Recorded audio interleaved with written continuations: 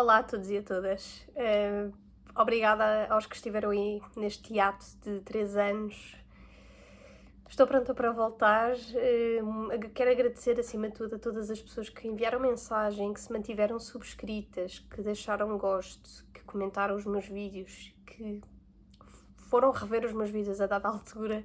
Muito obrigada e olá a todas as pessoas que, entretanto, entrarem aqui também. Sem mais demoras, hoje vamos falar sobre 2 obras. Há aqui uma ironia que é a obra portuguesa Os Incuráveis, da Cristina Bessa Luís, não está publicada no Brasil, e a obra brasileira A Ciranda de Pedra, de Lígia Fagundes Teles, não está publicada em Portugal.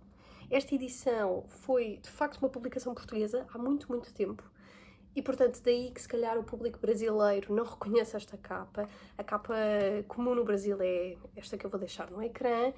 E para todas as pessoas que vivam em Portugal e queiram aceder aos livros da Lígia, se passarem ou viverem em Lisboa, há uma livraria chamada Livraria da Travessa, na qual temos praticamente todos os autores brasileiros. Porquê é que eu escolhi estas 2 obras? Uma muito mais fina do que a outra, porque ambas as obras tocam num tema muito, muito interessante, que é o fracasso familiar. Mas também tocam no princípio da Ana Karenina, que é a ideia de que a felicidade é algo extremamente difícil de atingir, enquanto que a infelicidade é muito mais concretizável, porque na vida parece que tudo joga a favor da infelicidade, muito mais vezes do que da própria felicidade. Em Agostina, em Os Incuráveis, seguimos 3 gerações familiares e pessoas satélites ao redor dessa família, e portanto é um calhamaço, é um livro que se demora. A escrita é lindíssima, não sei se reparam na quantidade de anotações, porque de facto a prosa da Cristina Bessa Luís é algo muito difícil de encontrar em qualquer outro autor. A Cristina é para se degustar, é para ler com calma, com paciência, não é um livro para consumir muito rapidamente. Já Lígia Fagundes Teles, no caso aqui A Ciranda de Pedra, há outro vídeo no canal da Lígia, que é com a obra Horas Nuas, mas, enfim, hoje trouxe A Ciranda de Pedra, que não segue 3 gerações familiares. Segue a Virgínia, a sua vida, no seu seio familiar. Pronto. Simples, certo? Bom, mais ou menos. As 2 abordam o fracasso. O fracasso dentro da família, mas o fracasso também enquanto seres, como nós somos, que, enfim, no processo de autodescoberta é-nos muito difícil enquadrarmos perfeitamente nos seios envolventes, seja na família, instituição família, seja noutros lugares. É muito complicado, nós estamos sempre em contradição com o meio ambiente, o meio que nos rodeia, porque normalmente o que acontece é algo que estas 2 obras abordam. Quando nós queremos ser a nossa própria pessoa, ter a nossa própria individualidade, quando nos tentamos inserir socialmente, temos de deixar de lado algumas dessas características específicas nossas. E, portanto, o problema, e daí o princípio Ana Karenina de que eu falei, que é essa tensão, essa constante necessidade de ou nos tornarmos infelizes para nos inserirmos, ou abdicarmos da inserção social completa, e, portanto, há sempre um grau de infelicidade, por vezes até maior do que da própria felicidade. Mas vamos então abordar estas 2 obras de uma forma um bocadinho mais completa, falando e começando com Os Incuráveis, da Cristina Bessa Luís. Portanto, uma obra escrita, publicada nos anos 50 em Portugal. O que é que isso significa? Significa que se trata do período histórico do Estado Novo, portanto uma ditadura salazarista. Aqui a condição da mulher, ela não é abordada da mesma forma que em Ciranda de Pedra, também é uma obra dos anos 50, porque aqui o Brasil passava por uma fase completamente diferente, o chamado período ou anos dourados, não é? Um período de inovações, mas ainda com um atraso significativo face ao papel da mulher. Aqui a Agostina não aborda necessariamente essas questões, mas aborda uma questão muito importante, que é a classe social, algo que irei falar mais à frente. Quero dar a nota, já agora, que as 2 obras, estarei sempre a contrastar e a compará-las, têm seios familiares maioritariamente pequeno-burgueses. Portanto, é logo aqui um ponto em comum, é anos 50, um num país, outro noutro, ambas famílias pequeno-burguesas. As obras literárias que vos trago hoje têm aquela componente que eu já mencionei do fracasso familiar. Para haver um fracasso familiar claramente representado numa obra literária, significa que as autoras, neste caso, se permitiram e criaram um espaço de liberdade literária dentro da qual decidiram efetivamente retratar a família como uma instituição falaciosa, com bastantes incongruências. Mas na arte, quero lembrar que nem sempre os autores escolhem aderir a este caminho. Aderir a um caminho de ampla sinceridade. Nós temos a arte realista, mas que oculta as vicissitudes, oculta os fracassos. Por exemplo, o pintor William, eu vou aqui tentar ler o apelido, Adolphe Bouguereau, eu vou deixar aqui no vídeo, pinta um quadro, A Irmã Mais Velha, que é um retrato dos dois filhos, e apesar de ser uma pintura altamente realista, com traços altamente realistas, com uma paisagem rural, é um quadro que omite os problemas familiares. É um quadro que tenta representar apenas e somente dentro do que é a corrente realista, representar apenas os lados positivos. Porque aquelas crianças estão centradas, estão perfeitas nos seus traços, nas suas expressões, o pano de fundo é rural, idílico e, portanto, há aqui toda uma ideia de perfeição. Significa que na arte nós podemos seguir este caminho realista, representação dos problemas humanos inerentes às composições sociais, ou podemos seguir a via de William, do pintor do século XIX, se não me engano, que, apesar de trazer o hiperrealismo da pintura, dos traços, das cores, das formas, enfim, não pretende apresentar os filhos da forma mais realista possível. Aquelas crianças provavelmente correm, brincam, partem coisas, mas ele decidiu, naquele momento, mostrá-las da forma mais perfeita. E como podem ver, a arte funciona nessas duas vertentes completamente distintas, e uma não está mais certa do que a outra, mas gostarem da arte que representa o imperfeito, então estes dois livros de facto são a vossa praia. Quanto ao narrador, fica já a nota para quem tem preferências de narração, que ambas são escritas com o narrador na terceira pessoa, omnisciente.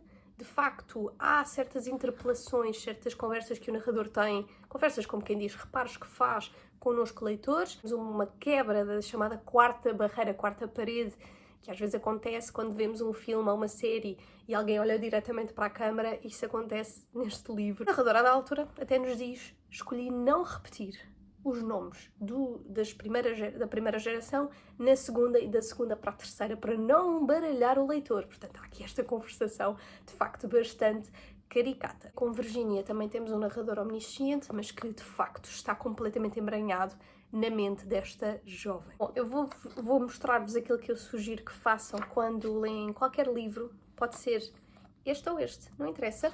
É fazerem algo do género assim, que é, no fundo, uma árvore genealógica, ou pelo menos escrever quem é que é cada personagem e depois fazer as teias de ligação.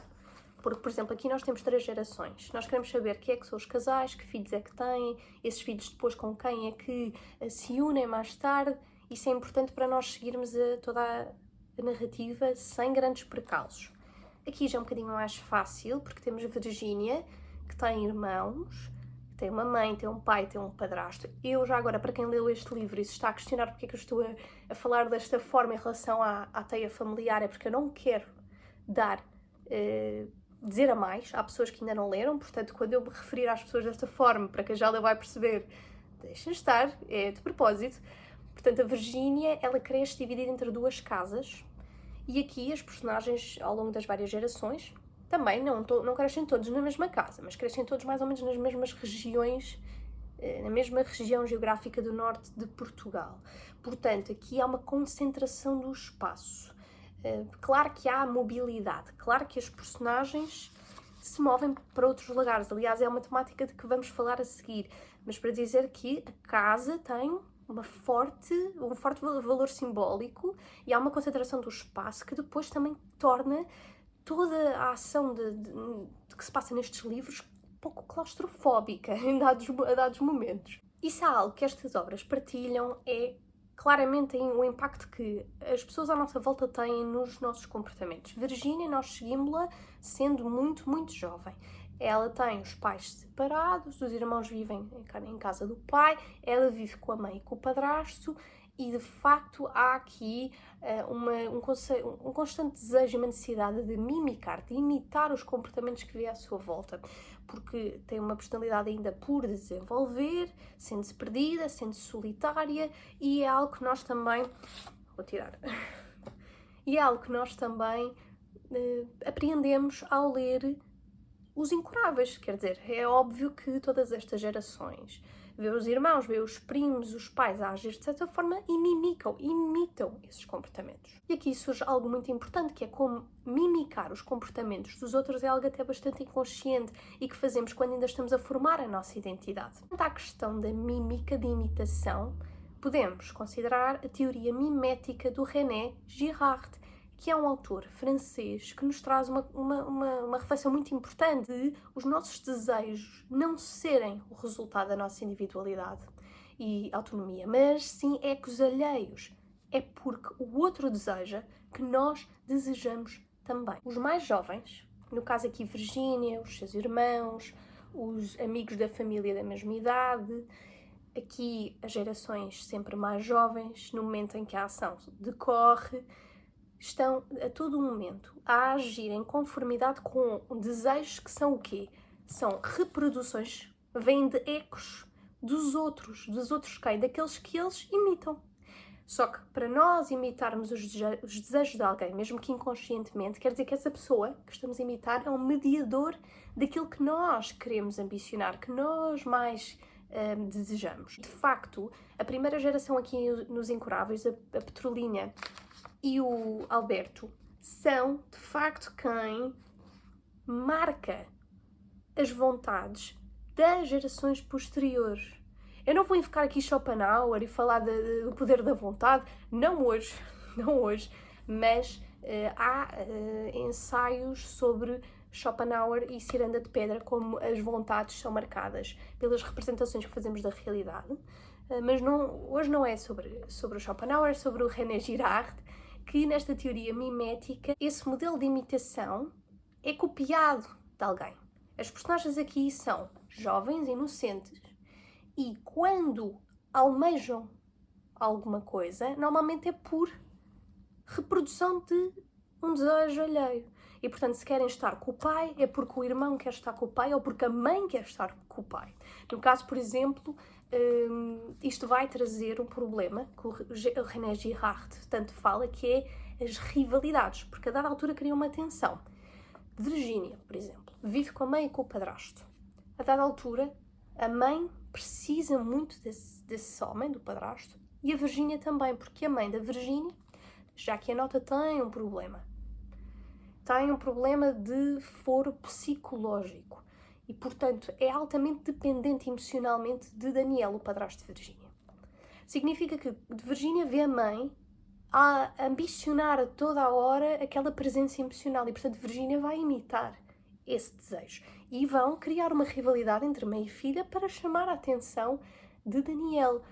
Portanto, a mãe vai servir de mediadora do desejo de Virginia. Isto faz muito também lembrar Freud e as teorias freudianas sobre os desejos e a infância. Mas porquê é que isto é relevante? Porque estas relações de rivalidade contaminam-se de geração para geração. Nos Incuráveis nós também temos isto. Há uma personagem nos Incuráveis da segunda geração, que é a Carolina, que se afeiçoa muito, muito ao pai e que cria também este sentimento de rivalidade para com a mãe.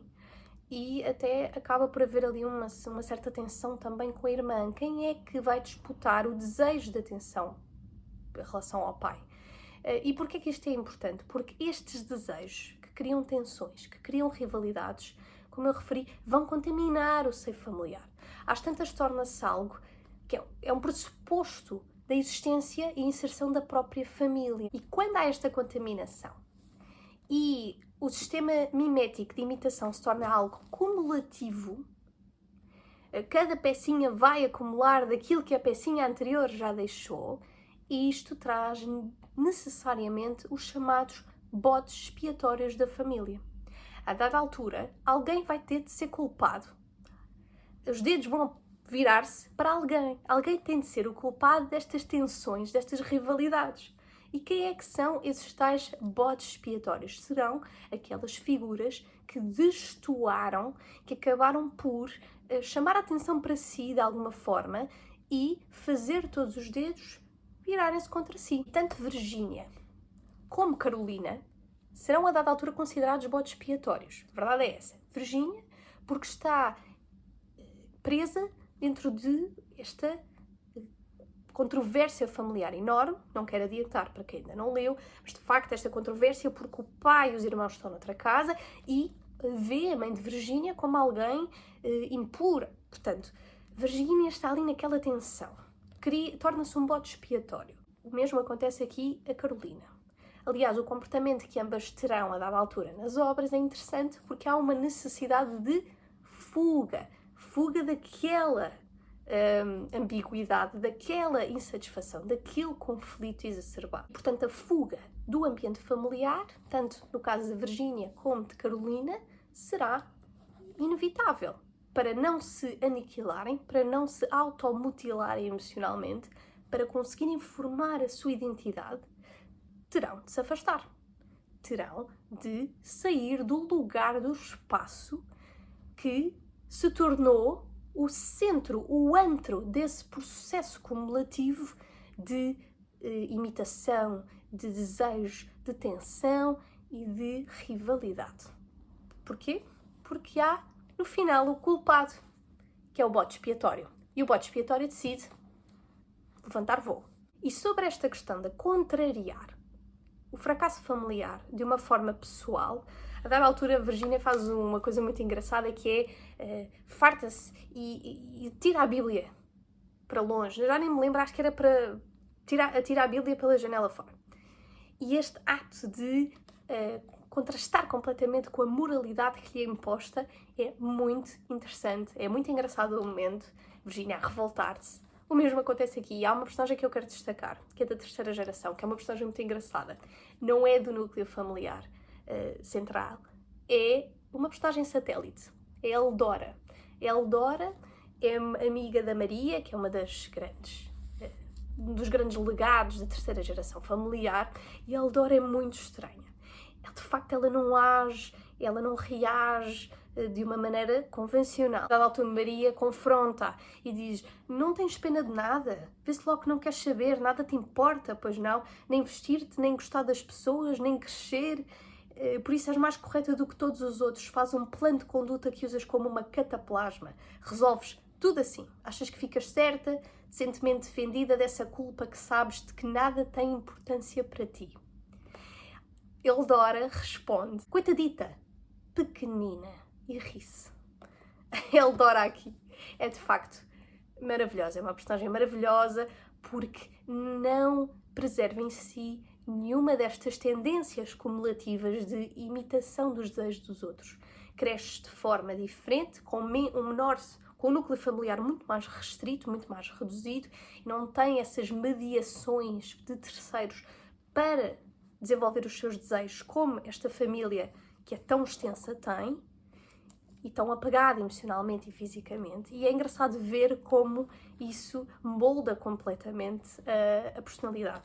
Virgínia, por sua vez, está inserida num meio altamente claustrofóbico e, portanto, o atirar a Bíblia pela janela é um ato de repugnância das normas instituídas. Outro ponto interessante destacar entre estas duas obras é a descentralização da figura paterna. Os pais estão cá, poucos são os pais que nestas obras desaparecem, vão embora para outro lugar, é mais uma descentralização emocional.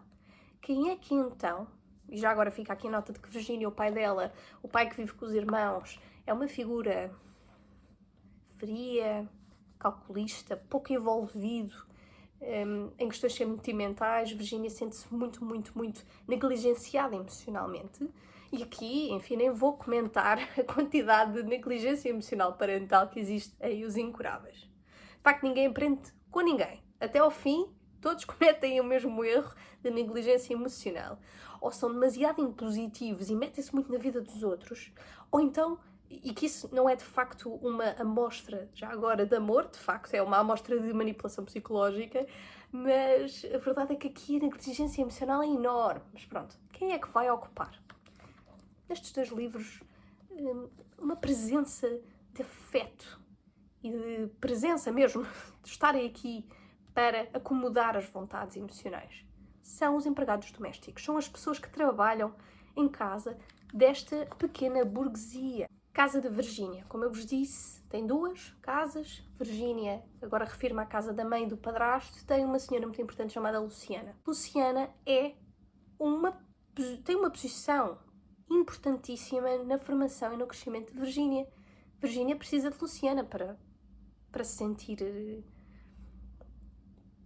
que tem atenção, para sentir que tem alguém que a observa. Depois, quando vai para a casa do pai e dos irmãos, há outra figura mais séria, com um aspecto governanta, quase militar, que é a Frau Herta, mas que também é uma pessoa que age nas sombras. Não estamos aqui a falar só de pessoas com uma alta componente observacional passiva, de facto não.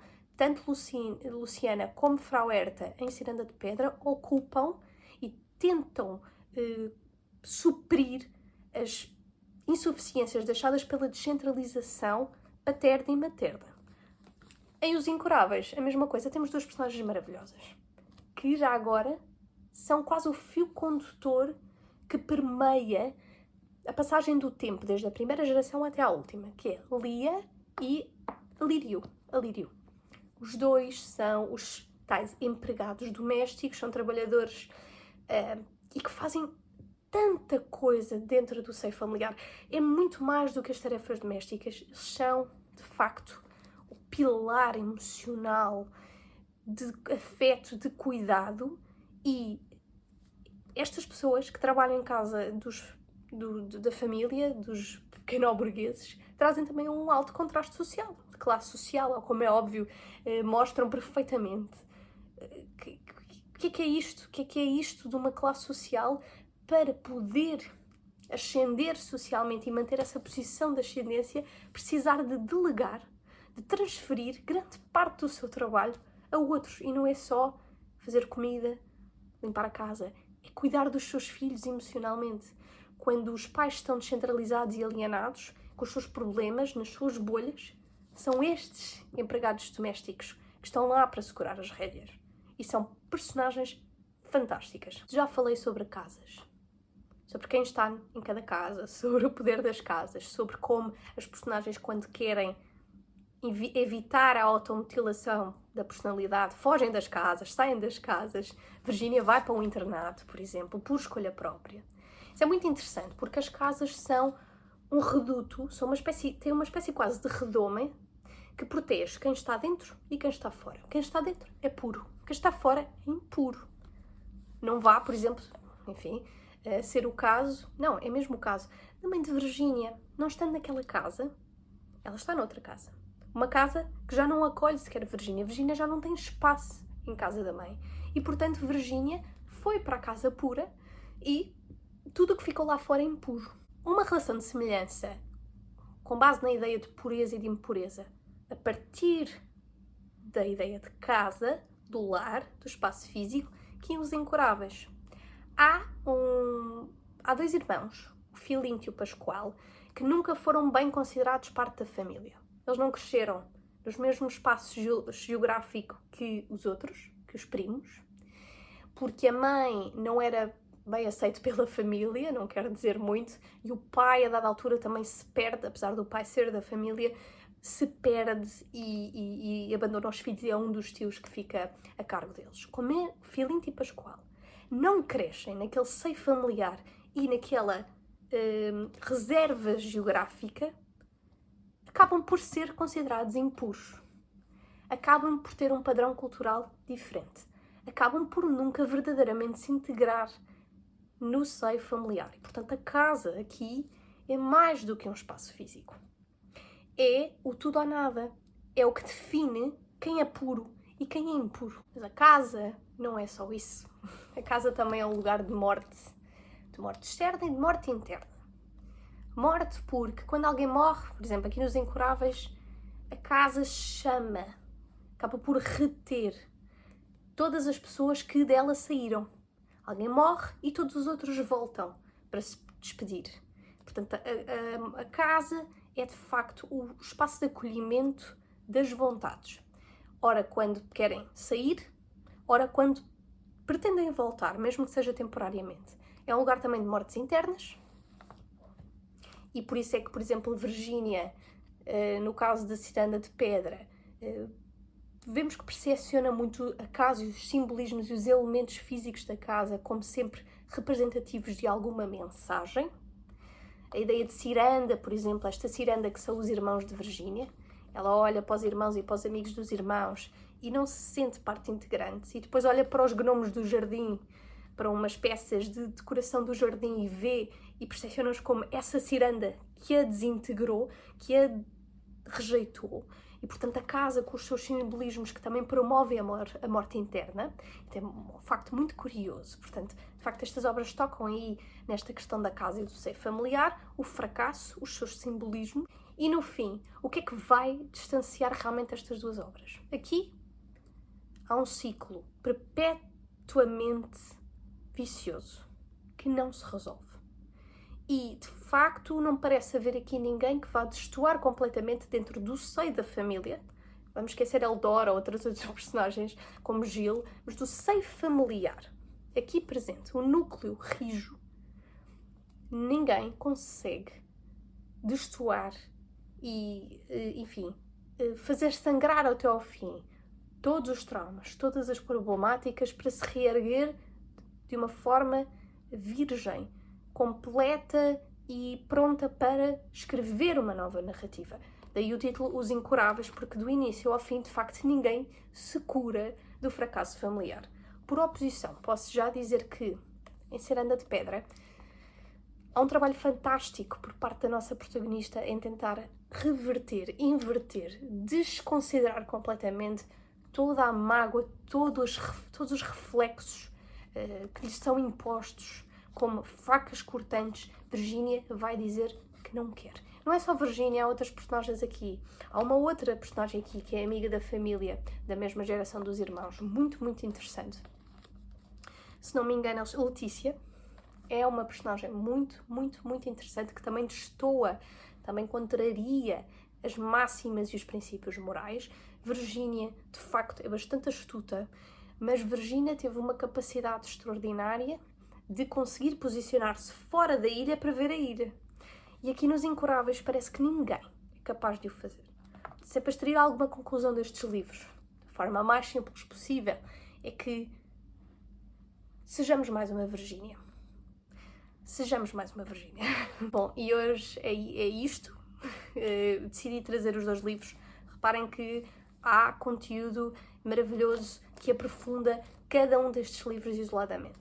Mas aqui no canal eu não sei até que ponto é que trarei muitos mais vídeos de um só livro, porque de facto eu gosto é da comparação e do contraste entre as obras, vai depender sempre do que me apetece fazer. De qualquer maneira, espero que tenham gostado.